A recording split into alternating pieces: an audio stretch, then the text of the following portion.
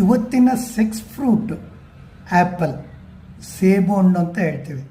ಹಿಂದಿನ ಕಾಲದಲ್ಲೇ ಹೇಳ್ತಾ ಇದ್ರು, ಇದನ್ನು ರೆಗ್ಯುಲರಾಗಿ ತೊಗೊಳೋದ್ರಿಂದ, ಸೇಬು ಹಣ್ಣು ಅಥವಾ ಆ್ಯಪಲ್ ರೆಗ್ಯುಲರಾಗಿ ತೊಗೊಳೋದ್ರಿಂದ ಡಾಕ್ಟ್ರಿಂದ ದೂರ ಇರ್ತೀವಿ ಅಂತೇಳಿ. ಹೌದು, ಇದು ಜನರಲ್ ಹೆಲ್ತನ್ನು ಇಂಪ್ರೂವ್ಮೆಂಟ್ ಮಾಡುತ್ತೆ, ಸೆಕ್ಷುವಲ್ ಹೆಲ್ತನ್ನು ಇಂಪ್ರೂವ್ಮೆಂಟ್ ಮಾಡುತ್ತೆ. ಒಂದು 4 ರೀತಿದು ಹೆಲ್ಪ್ ಮಾಡುತ್ತೆ. ಒಂದು, ಬ್ಲಡ್ ಫ್ಲೋ ಜಾಸ್ತಿ ಮಾಡುತ್ತೆ. ಪೆನ್ನಿಸ್ ಮತ್ತು ವೆಜೇನಾಗೆ ಎರೆಕ್ಷನ್ ಪ್ರಾಬ್ಲಮ್ ಇರೋರಿಗೆ ಹೆಲ್ಪ್ ಮಾಡುತ್ತೆ, ಮತ್ತು ವೆಜೇನಾ ಡ್ರೈ ಇರೋರಿಗೆ ಅದನ್ನು ವೆಟ್ ಮಾಡುತ್ತೆ. ಯಾಕಂದರೆ ಇದರಲ್ಲಿ ಕ್ಯುಸೆಟಿನ್ ಅಂತ ಒಂದು ಕೆಮಿಕಲ್ ಕಾನ್ಸ್ಟಿಟ್ಯೂಯೆಂಟ್ ಇರುತ್ತೆ.